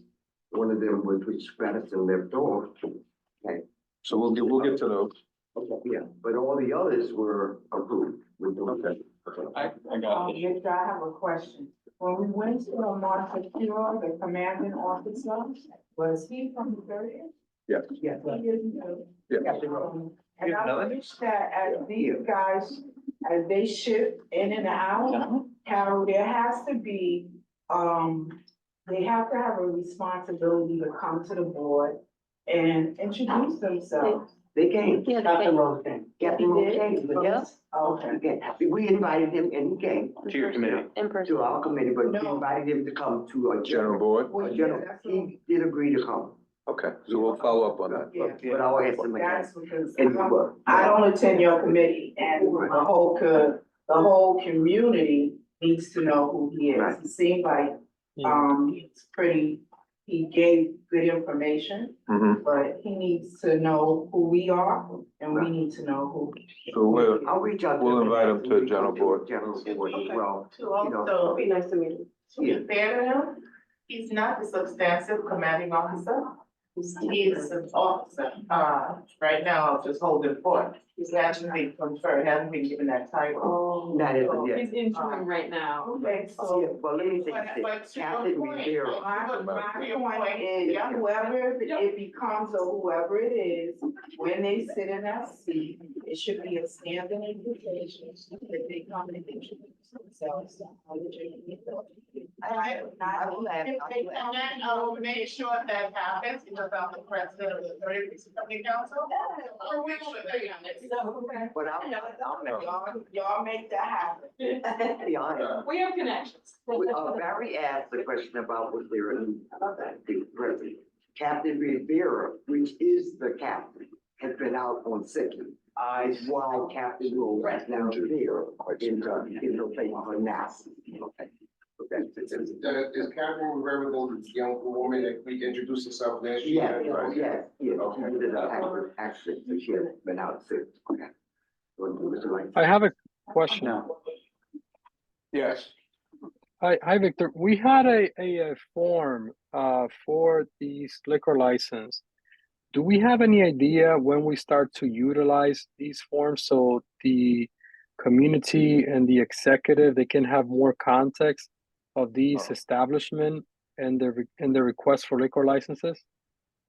No, And we have the that- form, but okay, we had the form, we did the form, how people and I did the form, right, okay, for the board. right, that's what he Yeah, said. we did it for the board, yes. So he's asking why it's not being used. I have no idea. So we should It make, comes out of your committee. Yeah, but So we don't we- have to, we have never used it, never been given. so we need to put it on our website and we need to circulate it and we need to, the SLA. So Okay. we should take that as a follow-up. Yep. Yeah, we did do it that way. Good point. Thank you, Victor, because this is something kosher with other communities, and that's where we got the idea. Thank you. Great, okay, yeah, Yeah, so we'll, that was based on CP4's form. Right, yeah, Yeah. and we only did it for the board, right? Yeah. So, the strategic planning. When was the last meeting? So the last meeting, so we had a meeting in January, because we meet every other month. Right. Meeting in January, there's a meeting coming up Tuesday, Tuesday. and then we also coordinated the budget hearing last month. Gotcha. So now that under the that. budget has Mhm. kind of been placed under strategic planning, there's a lot. So strategic planning is meeting Tuesday. And to kind of speak to the tie-in between the budget and strategic planning, I will note that Deirdre, she's not on anymore. No, she dropped off. Deirdre and Shanika got, I guess, an email or a message from the DOE and School Construction Authority saying that they read our budget letter and wanted to set up a meeting to talk about the new school building that Deirdre got that, yeah. that we are requesting. Oh, I'm like screaming inside. Yes. Another good news. Which, the fact that they read our budget letter, like, I don't even wanna talk about it yet, I'm so nervous, it's like a uniform. but they've also requested that Columbia be there because as a reminder, Columbia is supposed to provide the land for this new school building, which is supposed to be a high school, which is understood to be a new location for CSS. I'll make your meeting. Which would also then open up space in the Ralph Bunchy campus, which, might make, there's a lot of Tetris that unblocks, because remember, Teachers College Community Schools is currently split between two facilities, and it's a whole mess. So that will be a topic of conversation. The elevator at 125. First of all, can we just all notice that 137th station is getting its elevators put in currently? Could not get up those stairs tonight. So very exciting, long overdue. But 125th Street The CBA has Columbia committed to modernize the escalators, but does not mention an elevator. However, the elevator lobby, which is the cute name for Morningside Heights Community Coalition, CB9, Danny O'Donnell's office, I think Senator Jackson was involved, now it would be Senator Claire, because the redistricting. And Columbia and the property owner on the southeast corner of that intersection, you know, we're all meeting to figure out how we could get elevators at that site. So that came up in our conversation with President Shafiq. We didn't spend a lot of time on it, but the MTA has kind of made noises that it would like some movement because Columbia said that they were having their construction consultant or engineering consultant look at it. And MTA quietly told us, like, we have the same engineering consultant that they do, like, we use the same firm, and they're not gonna learn anything new that we don't know, but, so we would like to, that will also be a topic discussed, which is to, you know, try to get some momentum again, because the MTA is very interested in getting an elevator at that station. And so between the land and the money and the MTA, we're hoping to get it pulled off. If there are other topics that anyone would like to suggest for Tuesday, please let me know now. I want to talk about the MTA. So you think that the congestion pricing funds can be diverted for this project? I mean. Well, the idea, so the 125th Street on the southwest corner, the Gang group owns that. And they have committed to offering an easement to put an elevator in their building to connect to the. In 125th? Yes. And I think we're asking for the same from Columbia or some funding to defray the costs. And yes, some money from the state, which is why the state electeds are involved with the MTA. I don't know if it's tied particularly to congestion pricing, but obviously that's a big issue. There's a lot of lawsuits. It's like, been going on for 5 years, 7 years, however long it's been, 14 years, we count back to Bloomberg, or 16, whatever. But yeah, so the 125 elevator will be a topic. The new school building will be a topic. But if anyone has any other long-standing CBA related or budget related or something they think should be on the strategic planning committee radar, because it's not on any other committee's agenda, please let me know now or before Tuesday so it can be added to the agenda before it's sent out. If the lawsuit is gonna be on your agenda. Did they finalize the space for the arcs? No, we are still working on that. Yeah, Floriditas was offered, we went to visit it, and it needs a lot of work. It's a little out of the way, so they're looking at 2 other spaces unannounced at this point, so I'm hoping in the next week or 2 that they'll come forward with a space. If anyone has any topics connected to the Development Corporation, please also let me know. The WHDC. Okay. That's CBA related. And then I think the only other thing that might be worth revisiting is, I forget why it came up, but the idea of a ferry and, it's because of the Fairway site. So the Fairway site and the possibility of a like ferry or rail site on 12th Avenue has been brought up in the past. The community board signed on to a grant request, a federal grant request in 2019 to get federal grant money to look at a ferry service proposal between the piers. And there was also, even way before that, the proposal to route the Metro North over the Amtrak tracks on 12th Avenue, which would have led to the possibility of maybe we should have a station there again. Like at Park Avenue. Transfer station. Marine Trans, I can add MTS if you want. I just kind of consider that under your committee. Family, did anybody looked at the Fairway site again? Possible supermarket? So that was the original commitment from Columbia. Then they started making noises about something else and we need to follow up with them. Yeah. Because I don't think there's a desire for something else There's a big homeless situation. in the building. up around the Weir Fairways at night sometimes. Okay. When have the CB expired? Like, 12? Well, Depends on what section. yes. oh, I thought it was like one big. No. No, so for one thing, not anytime soon, because some of it is tied to the completion of the development of the campus, including this building where we're sitting. So at least another 10 years on that section. Oh, okay. They said 25-year projects, I thought that was expiring, so. Yeah, There is a year game, but it's changed now. It depends on the section. Some go. some of it is yeah. contingent upon certificates of occupancy, TCOs being issued for buildings on certain lots is some of the time trigger, so it's not necessarily a year. Wondering, when this all expired, where does the money go? Since it's hard to get to it in the first place. So We take it.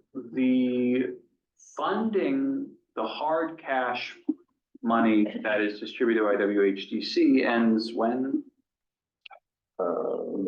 That's sooner. Sooner, yeah. Yeah, 29. 29. It seems so soon. It's not a pot of money, right? It's something that is funded. It is So it's a pot, like, I mean, I think they get their chunk every year, right, or is it all, yeah? And then, the housing fund is just sitting there as far as I know, which is the only thing worse than that, well, I don't think they've gotten the second 10 million tranche. So 10 of it's sitting there, 10 of it is due to be paid on some temporary certificate of occupancy issuance. And then, the in-kind benefits, do not expire, question mark, or it's a much longer time. They haven't been used either.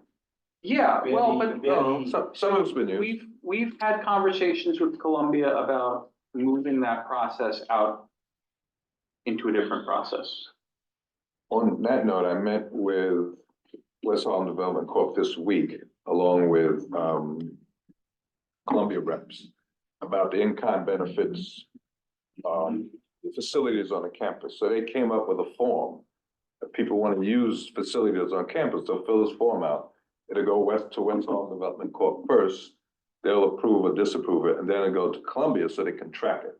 Because their thing in the past is, we don't know, I don't know who's in what building, which I think is neither here or there, but just a better tracking system. I thought we were discussing having us review it instead of DC, because they keep shooting everything down, in my experience. I added that to it as well, that we should be taking a look at some of it, yeah. Yeah, we should continue. But Barry, since your meeting with them and we're getting ready to come upon the summer, and Zayed has a tendency to wait till June to tell us what the plan is for our youth.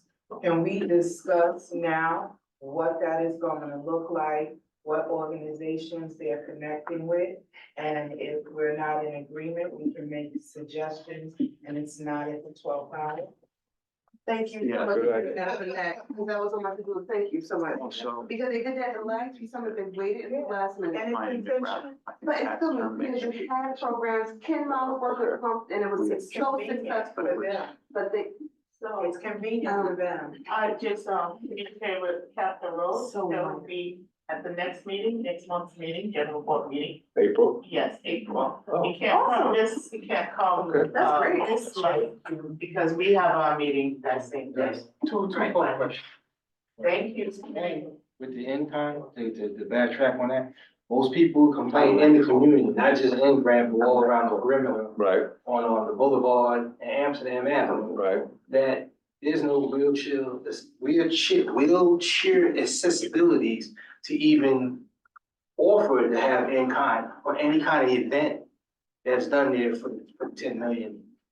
That At was- which location? Basically where we was having a breakfast with, President Bollinger, faculty. Tea House and certain side areas. So the campus it's is, accessible, but you have to go around about. Back. Yes, you do. No, That's right, that's right. You're right. The second question is that, does WHDC has a system in place since COVID left? System, To actually functionally work with what programs and are good and what programs are not. Like the seniors are still complaining about no summer job for them because Yes, I got a phone call about that. because it was told that Zia stated that, which I heard him say too, that, oh, the same people come to work too. Why does that matter? Nobody's So worried about changing them, but this is my understanding of the senior work program was they've done plays, origin, they've spread it amongst more people. That was their idea. Instead of paying seniors in the summer to work, they spread it amongst a lot more seniors this way. it's somebody else's program. What do you mean? No, they're not filtering it. Kobe, Dr. Kobe Bulletin was working with the seniors, and he had to go, I think it was like his 1 year, and after that was it. I'm just going off my head from almost. They reallocated the money. Now you go to plays on Broadway, you go to movies, you go to several other, I've been to the movies with seniors as well. They're saying they're serving a larger population, which they are. And they're getting the word out to church groups and to Right. senior centers, right? So this is not funneling through any, .org, right? Right. Just to clarify. They changed the direction they wanted to move. Right, have to get that cleared out, so when seniors are asking about it, we can state what Yeah. ZAD and West Holland Development Corporation has done, because We did. that information wasn't put out completely. And we still haven't, and I believe it was at Montefiore, meeting? Yes, it was. Okay, because I was there too. And they also stated that they're not getting no information from the district. Time after time, person after person stuff there said the same thing I was saying before the meeting even came abreast, that they're not getting this information going out. It's somewhere where the outreach and the emails just ain't, it's not tapping to the people. Not reaching out. The services. From West Holland Development Corporation. West Holland Development Corporation. I will speak to them about it. Maybe they put something on their website about their change to, senior employment and youth employment. That may help. Carolyn had Yeah, but they did contact people when I was part of that program. When they stopped the program, we used to be there on 133rd Street, would sign up for every year. When they broke it down, when I can't think of the guy's name, like Gonzalez that left, that's when they broke the program down. Seniors didn't have a job anymore, which they did contact everybody that was part of that program to let them know. Because he had decided to take it in a different direction, which is what they did. So those words that was had something to do, no longer had it. I understand it was, but, Something all I'm saying is people who spoke up against all that, what Well, they did, but it didn't matter to WATC. It didn't matter to them. It had already eradicated. And that's why you have decline in people participation. All right, we're gonna move on. We could discuss this if you want, but like I said, reallocated the funds to serve a wider group of people. That was the As explanation I got. TA of General Grant that served over 5,000, was president over 5,000 people plus over 7 years. I know about CBA and know about the ins and outs of it. I don't say much, but trust me, I know a lot about it. And a lot of the decisions, if you want to serve the people, serve the people. Well, they're serving more people now. But Understand? we can discuss this offline.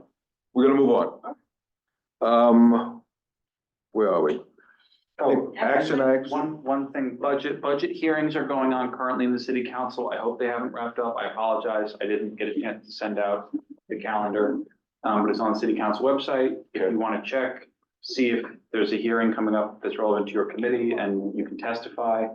And then we should be lobbying our council members hard, as well as the mayor's office hard, about any budget stuff that we really want to push over the finish line. The budget should get wrapped up around maybe early to late June. Any particular items that committees have put forward?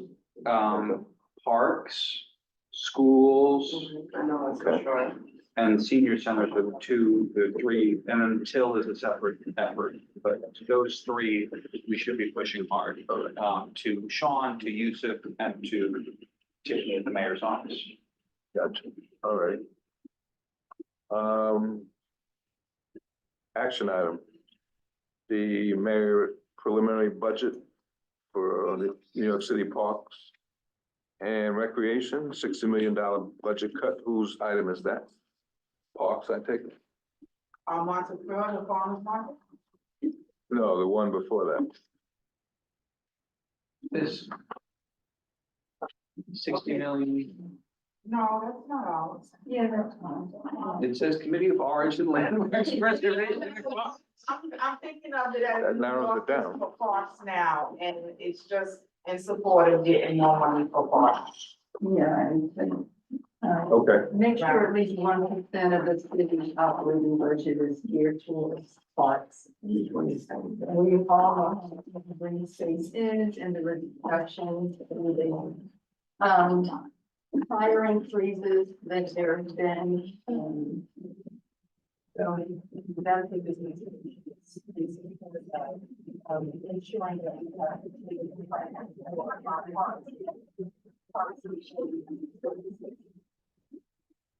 There's one to every committee for pretty much. I move that this be added to the agenda of next Thursday's general board meeting. so I second that. I request unanimous consent. moved. Any objections? Second, Edwin? And I can ask if there, if anyone has any statistics that are specific community board, and please email Annette and I about them so that we can add it to the resolution. Anybody has statistics that are relevant to what is here, Health, forward it to yourself. health might have the asthma rate, which we Okay. reference. Yeah, Okay. just let us know what they need for asthma. We'll get it for them with whatever references they need. Oh, okay, well, Childhood asthma rates. childhood asthma rates we're saying, you have those? Specifically for our community or just general research? For our community. Our community. All right, so we'll send that over. Okay, great, thanks, And Edwin. number of employees that have been cut or, relative to our community boards. That's, Was there. you have to reach out to Parks directly for that one, I don't think anybody has that. I just wanted to report that, 2 weeks ago, or was it a week ago? The mayor had a meeting with representative from Holland. He wanted to know what was going on in Holland, what their problems were, and these were some of the things that were raised here. That was, Yeah. okay. Mhm. So we're waiting, but Where was that meeting? When, I didn't get that invite. They never invite CB9 when they do a Harlem meeting. I'm CB9. You are, well, but you're 30th precinct council. Ah. You're a bigger person, you know, Joyce. We're just CB9. We're just CB9. And, yeah, they never invited us to the Harlem. Yeah. All right, we make too much noise down. there you go, there you go. Speak our minds. So, where we now? Farmers Market. It's just that there was one before, and this is an introduction. We plan to reach out to NYC Grow. We're inviting them to our committee meeting. And as long as there is support, like Google Farmers says they're willing to set up a farmers market. So, but hopefully it'll happen. We need fresh food. Just bringing that out. Yes. And you were thinking Montefiore Park, oh, that, yeah. I met with Michael Palmer last week and we talked about similar items of making the park more vibrant Right. and bringing it back, flea market, farmers market, children's things, and this would be great to get, right, to get people in there on positive. Under the impression that all of that was in place and all they needed was our letter of support, but that's not it. He Okay. wants us to, we really have to do the work to get them in, and NYC Grow will do the rest. Okay, sounds good. Comments, questions? Unanimous consent is on the floor. Second, any objections? Okay, passes. Be on the general board calendar. Thank you, Parks. All right, Where's the healthcare worker facility? it's not, Oh, yes, I think you gave it to Madison. Edward, do you want to, address the No, it wasn't in the resolution packet. on the, I emailed it, but. Yeah. So just to give a general, right, and just to give a general overview to everyone, we're coming. truck. Hold on. We've got some experience outside of one. it's a plus. No, Okay. I think. It might have helped.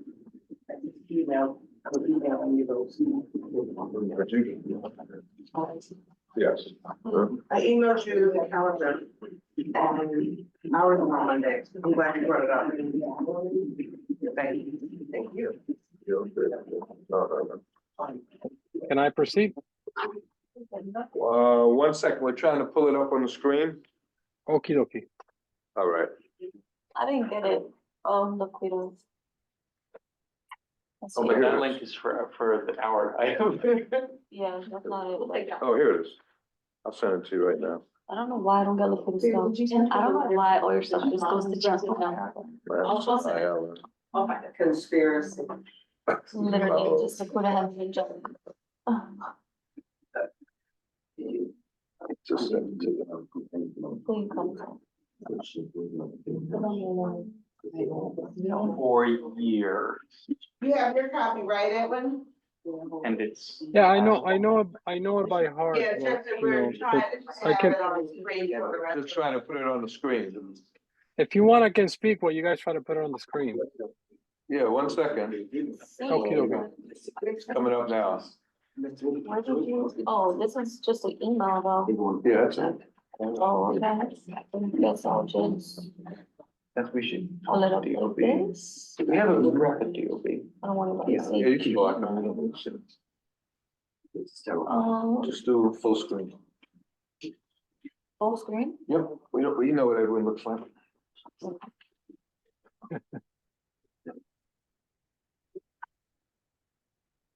All right, this is it. You didn't have this on you didn't have it on a, document?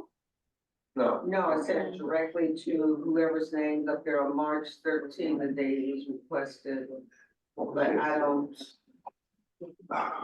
I probably didn't find my document, working with something else. Edwin, I guess. Yes. Or you're not Should I ready go? yet? Oh, Yeah, I'm she- ready. you're ready. Okay. So we are at the 4-year mark since COVID was declared an emergency, and we all remember the dark times of what that looks like in our community.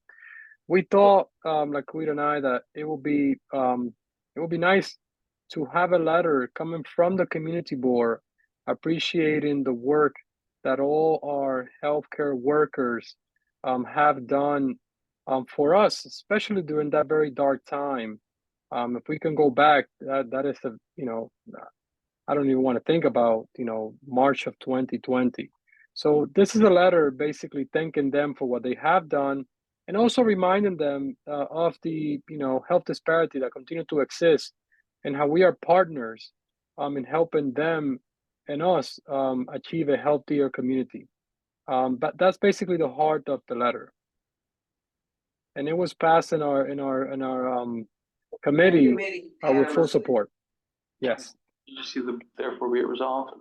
At the time, we also had thought we might have it in time, it just got to be too busy, where perhaps we could ask Mayor Adams for March 16th as a special day, in recognizing the healthcare workers, but we just, I'm sure Mark would do it. we could still do, Yeah. oh, Yeah. yeah, he might do it for that day. Yeah, they'll put it in a. Remember, he was call. Mr. Pandemic Twitter.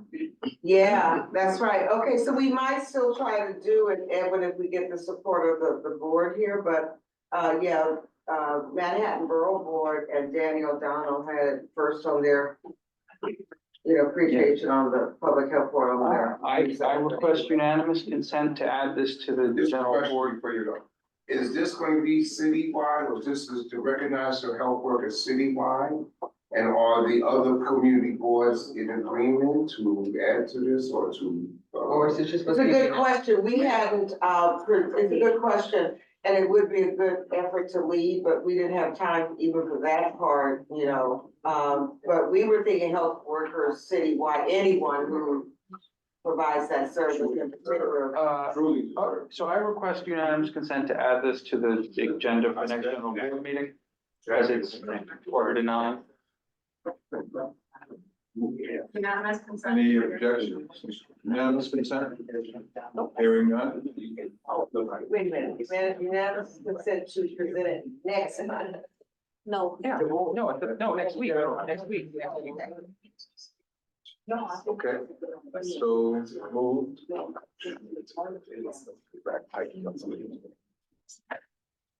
All right. Unanimous consent, Deborah. Yeah, thank you all. This is very nice. A lot of times when they hear about the community board, they think that we're gonna come to attack them. This would be very nice when everyone around, especially in our hospitals, see this letter. Yeah. Great, okay. Moving on to liquor licenses? Nope. We got two We've got amendments. two housing ones. It's Reso supportive of Assembly Bill 84781. I think you put it on the notes. Oh, okay, sorry. My bad. Reso. Housing? Yes, first, Reso supporting Bill A Oh, all 4781. right, sorry. This is about prohibiting landlords charging renters brokers fees. So currently, we want to make sure that landlords are not charging their renters broker fees when they're looking for. That Heather, I disagree. Yeah, you can explain why you disagree, but, It's not the landlord's charging, it's the broker's charging. I disagree with the whole concept of brokerage fees. But it's not the landlord that's charged, it's not the landlord's role to find someone a place to live. They provide housing. But this is a full service industry that I dislike about New York City. But this is the way things are done here. Yeah, where people use brokers, but it's their choice, but it's not the landlord's job to find, okay, a month. No, they just. Can I, Ready to say brokers instead of. Chair, can I give my opinion on this matter? 1 second, Edwin. It's a service the broker is providing. I understand there are big landlords out there, they get so many applications, it's a very difficult thing to do. But that's a service that the tenant is benefiting from. They're getting assistance finding a place to live, there's listservs that have to be paid for and all of these. It's a whole service that you have to just pay for if you want that service. There are a whole lot of other landlords who don't use brokers. And you can just reach out to those who have no broker's fee. and this Reso is just to we want to double make sure, this is what this bill presented is to double make sure that landlords are not practicing that way. There is a amendment that we are proposing to the bill. The bill currently says that co-ops are exempt from this law because co-ops frequently charge application fees. However, HTFCs and Michelamas are not exempt from this law. So we are saying that HTFCs and Michelamas should be afforded the same exemption that market rate co-ops are. It's almost like saying that Zillow shouldn't charge a fee for you to go on their website to look for. I think there's a recognition that this is one of the only products that you would purchase as a consumer where you have to pay for the marketing instead of the product owner. But the May I? Not the landlord. The landlord is providing housing. They're not paying for the broker's agent. It's not free housing. But it's not free housing, and don't they benefit too? Yeah. Edwin, you had a comment? Yes. Yes, you can. I agree with Barry and I disagree with Heather.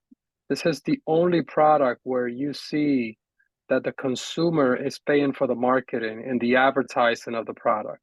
Why are we treating this? I'm sorry, Heather, may I finish? We hear your point. Go ahead. This is the only industry where you see that the consumer has to pay for the advertising of the owner of this product. The housing is a product that you're selling just like anyone else selling any other product. And that responsibility shouldn't bear on the renter. It's not free housing. They're not, this is a market in which two folks are jumping into a transaction. So I agree with this reso, and I would extend it, that even those other units that decide to advertise their units, they should be the one bearing that responsibility, not the tenant.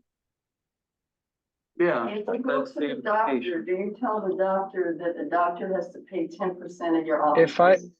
If I have to do anything So- regarding advertising, I have to pay Move for to it. vote. It's a service that you're purchasing. Well, wait, No, that's not a good example, because the doctor does pay. That's why we have someone go visit them. exactly. The doctor does pay, they do pay into the space, but I'm confused, I just don't understand what the problem is. Cause it's just for HDFCs, Mitchell Lamas and. So, co-ops, no, right? we're supporting the bill, but we want to extend the co-op carve out I see, they will be. to exempt. we want to extend the carve out to both HDFCs and Mitchell Lamas, because they are carved out of the carve out. Oh. Which why? In the bill, in In layman's terms. the bill in layman's terms prevents landlords from hiring a broker to market their apartment and then requiring the tenant to pay the broker. Yeah, that's, Don't. All right. use the broker. that's a distinction. Don't use the broker. Uh, Why use a broker? Move to vote. Unanimous consent. I don't think you're gonna get it. Let's not have any names at all. Let's start calling names. I'll do the roll. He's gonna do roll call. Yeah. Do roll call. Okay, so this is a vote for the reso in support of Assembly Bill 84781. How do you vote, Joyce Adewume? Okay, yeah, back up. Walter Alexander? Abstain. Did he fill in the? Deidre, is Deidre still on? No. No. Okay. Carlton Davis? Abstain. Maritta's not here. Chair Edwards, how do you vote? You want us to come back to you? Come back to me. Okay, I was thinking. All right, Laquita Henry, Yes. Heather, No, you're putting people out of work. Tina Longley, Abstain. Sydney. Yes. My vote is a yes. Annette, Yeah. Carolyn, Yes. Barry, Yes. Shanika. Yes. Edwin is. And Edwin Ford is not on my roll call. Oh, I need to look at my word count. Which I. Yes. That's my phone. Yes. All right. Got a tally there? I have 9 yeses, three abstentions, and 1 no. But this is to move it to. To the general To board. the general board. Put on it. Okay, So it does pass. pass will be on the board next Thursday. Great. Next item. Out of housing as well, correct? Yeah. All right. Okay, so this is a letter from Sean, in support of 501 West 143rd HDFC. 501. It's on the corner of Hamilton Place, Amsterdam, and 143rd. Yes. It's Anita's. Anita's. Right. So what is it? This is right. The letter of support, want me to do a real review really You quickly? do it really quick, you got it. So the building owed a lot of money to the city in back taxes and water. They've paid 2 million out of the 3.4 the city claims they owe. Mark Levine, apparently, like we asked him to pass an Article 11 tax exemption to exempt them from taxes to help them get their financial footing. It apparently passed, which we didn't know. And then apparently HPD added it to their tax bill, but only at the exact same, at the percentage, so that it didn't actually change their tax bill, because they got rid of their damn tax exemption. They have this, and it didn't lower their taxes at all, because HPD hates this building. So this letter of support is asking them to get the full tax abatement that the city council passed. And HPD said, if you want the full abatement, then you gotta sign the super restrictive regulatory agreement. And the building's like, that's not you sent us a regulatory agreement when we got this Article 11 and we signed it. Now you want a more restrictive one, and HPD is like, well, guess who has the power here? Unanimous. Unanimous consent, I heard. Yeah, so moved. Second, Walter? Okay. Any disagreement, objections, nothing of that nature? Okay. You know what that small ones were? You got that, Solomon? Yes. All righty. Small ones were that. Where are we? We just finished that, so now I see her Oh, going. thank you. Liquor licenses?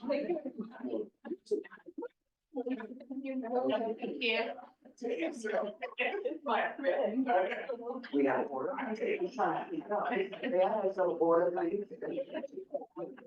All right. Order in the house? Thank you.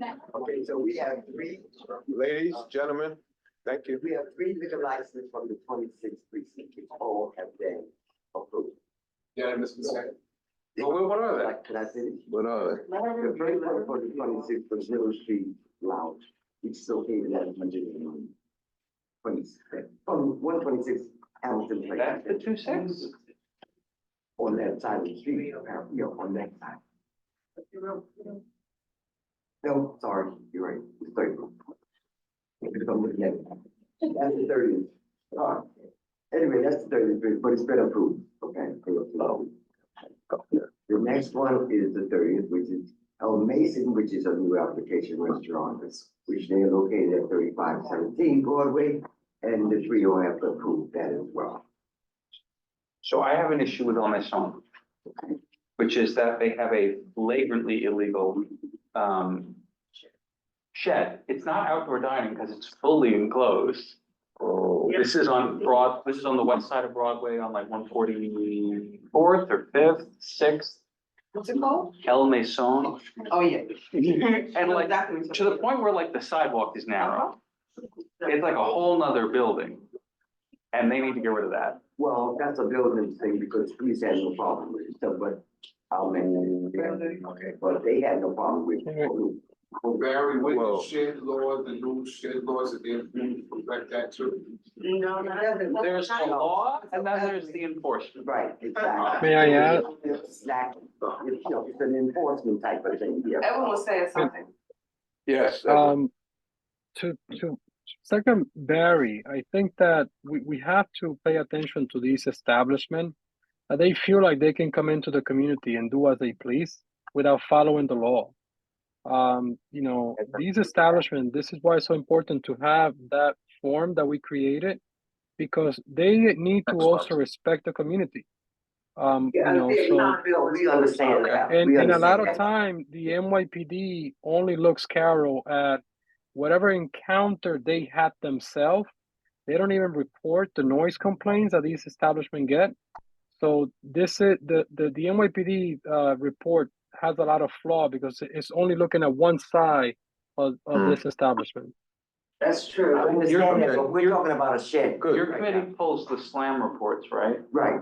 The Okay. slam had, there was no issues. Yeah, with them. I helped them apply for the restaurant Right. relief fund They- grant, so like, I'm not opposed to this liquor It's a shed. license, they just need to take the shed down. Right, so once I go on the slam report and I check for any crimes, issues, that I don't have any, that's what I report. There was no issues with them. Representing for you with the shed, I understand.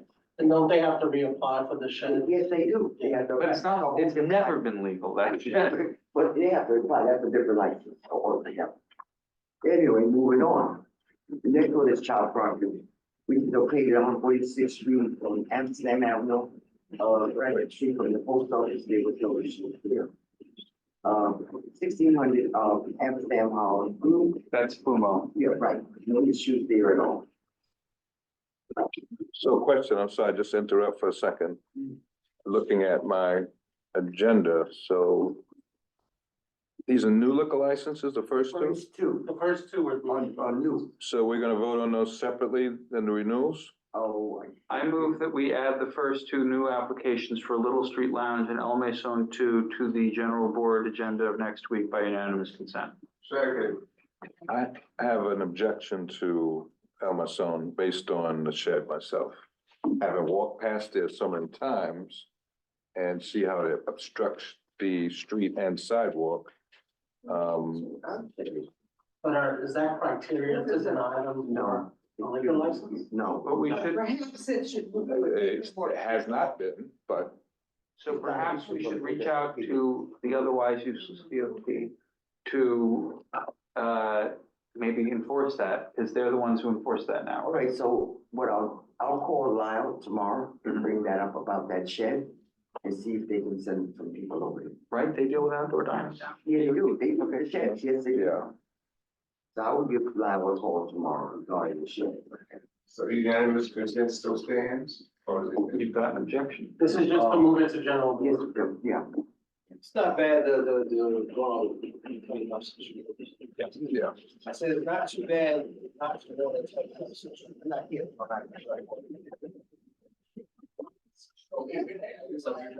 Can you project to putting it on the board next week or? No, okay, in that case, You be saying? Unanimous. yeah, yeah. We just have to be conscious of, Edwin's point was, right, whether it's a liquor license or for something else, we object, and sometimes you have to take the liquor license. You can't get the license until you do this, right, and I know, We're not condoning it tonight. no, I know, Edwin's point is just well taken, that It is. they need to be responsible totally to the community. So sometimes you have to send a message. so Fumo has no issue, which is 1,600 incidents. Okay, they have no issue. Unanimous Sending it to consent? him. Yeah, Oh, we have more What's renewals. that? right. Does Carol? Oh, no, that one, you separated the two from that third, right? That was the two were new. Right, I'm right. going on Now you said the now third you was, just new. are you wanna put that one back with the other ones? No, No. You wanna do that one separate? the two new are All separate. right, we done that. We've done that. Now I'm going to renewals. It's a whole lot of them. But you said it was three, the third, and just. Oh, let Yeah. me get to the third. Oh, that's what I'm saying, you gotta just handle that one, so they did. I'm going to the third. No, I'm bringing you to the third one. No, the third one is a The third renewal. one is down in the west, which is from 88 Amsterdam Avenue. That's the 2-6. That's the third one. I'm going 2-6. We've got no issues with them. Is that a renewal or a new one? Renewal. Okay, yeah, I moved that be added to the agenda with the unanimous Give me a consent. second. Okay. Okay.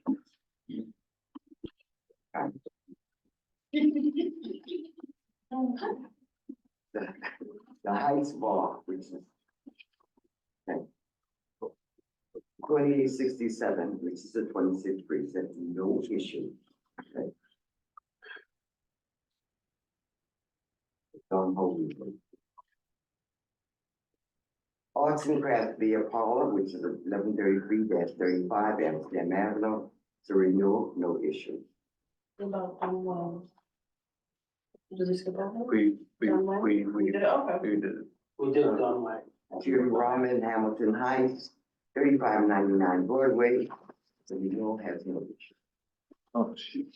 That's the last of the renewals. I move that all of the above renewals be added to the general board agenda for next week by unanimous consent. Second. So move. So now we have class changes. Four Brothers, food market located at 1712 Amsterdam Avenue has applied for renewal with a class change that they're gonna now add food. You have to put in the class change if it was never there before. I'm sorry. They wanna add, that's 145th. And It's the Amsterdam. 1712 Amsterdam Avenue. Yeah, it's the Mexican, Yeah, but I think Mexican place. No, it's on the southwest corner, but it's on Amsterdam. It's not on 45th. Are you talking about Four Brothers? Yeah, Okay, no. it's right next to the place that sells the, like meat patties. Yeah, Oh, yeah. What were they selling before? Right, that's what I'm asking. apparently they either putting in, either putting in the only thing we are adding to ask for. They required to send what they're gonna do when they have full class change, say food. Okay, well, my question again is, If they weren't selling food before, what were they They selling? were selling sandwiches, so now I guess it's gonna Okay. be hot food. I think they're gonna do one, you know, how you see Yeah, sometimes. the hot food, yes. Yeah, okay. The hot food, right. Yeah. But what kind of Yeah, license, the little- do they have a beer and wine license, or do they have a hard liquor license? It doesn't matter if they're selling beer or wine. I'm curious. Yeah, it doesn't, it comes under SLA. If they got beer and wine, it comes under Does SLA. anyone know what their existing license is currently? I don't know. I haven't gone in there. All right. Next time I go to, I'll take a look at it. Well, there you go. But if they selling sandwiches, aren't some of the sandwiches hot, like the roast beef? No, but it's not the same. If you're gonna serve our food, it's different. Okay. It's a class change. The class change or the menu for that. Okay, should we move on?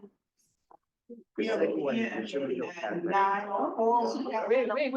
Wait, there's another one, isn't there? Yeah, it's two class changes. Yeah, it's not here. Where's So the you other could one? amend the agenda, change it, add it. That's a class change. Yes, but But that's what it's Sugar Hill. what's the address of Sugar Hill? It's 501 West 145th Street. It's right over, you see, they have it 410. I'm It's trying to not look for 410. 410 West 145th. 501 would be the deli on 145th in Amsterdam. So it's 410 West 145th Street. Talking about that place next door. It's next to the drugstore on the corner. Sugar Cafe Inc., 500 West 145th Street. That's the one I'm thinking Sugar of. Cafe. How is that not a drug front? No one's ever in there. It says class change, Sugar Cafe Inc. No, not the one that's by the church, like halfway down the hill where you go down the stairs. That's Sugar Hill Cafe. Okay. This is Sugar Inc., which is the place that kind of looks like a little bit like a tiki bar. It's Right. across the street from the library on 145th. Never seen it. Nobody's ever in there. Nobody's ever in there. Nobody's in there with your passing by. No, he's right. But I have seen people in here. I don't know how many, but I've seen. I went in there to talk about the restaurant relief fund and they're like, okay, thanks.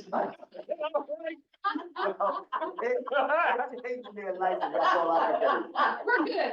So goodbye. What is the class change there? Now they wanna sell liquor. They want to change from cannabis to liquor? Wait, They sell margaritas. They have margaritas. it's late. But they always advertise the margarita. So the change is from, You know, boy, that's all I'm gonna say. They have beer, wine, and cider. okay, got it. Okay, all right. Well, I I have, understand. Was it changing from what to what? I mean, you don't have noise complaints when no one's in there. No complaints that change when you hear beer, wine, and cider. Now add liquor. Oh, okay, all right, I see. Thank you. All right, can we vote on it? Good. I'll get that. All right, that's, You go away from me.